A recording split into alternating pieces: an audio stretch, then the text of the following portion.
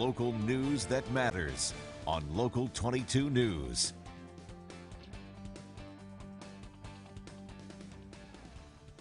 At this place in history, we're in Dorset with Executive Director of the Vermont Historical Society, Steve Perkins. Steve, what brings us here? So specifically, we're in the Dorset Hollow region of Dorset, which amazingly enough was the home of the first stoneware pottery in the state of Vermont, the Fenton Pottery. So I thought we'd head over to the Dorset History Museum and talk to John MATHEWSON, the curator there, so we could learn all about this really cool family. John, Fenton stoneware. Tell us about the Fenton family and when they started making stoneware. That could take a long time because they were doing it for generations. Oh, okay. Jonathan Fenton was born in 1766 in Connecticut to a stoneware pottery family.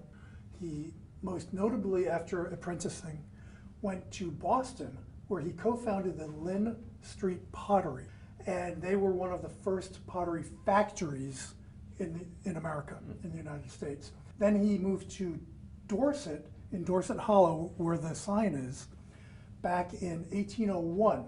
And he would make big jugs to hold things in general stores or to hold a lot of molasses or rum. In 1810, he left Dorset for East Dorset. And there's a lot of speculation as to why, and the most plausible one is they discovered some kaolin beds over there, so they didn't have to import it. He was there until 1827, when he retired and sold the business to his two sons, Richard and Christopher. You know, by the time we went to the 1850s, 1860s, we started to see a lot of these pottery companies kind of decline. What was one of the reasons for that? Well, first of all, you needed local pottery because pottery is very breakable. You can't really ship it very far. And then also manufactured glass became very big. So like the mason jar, the ball jar, and... Exactly. Now, I'm from down south, and so I see these images back here of a face jug, but the name Fenton on the back, and you said that there's a mystery there.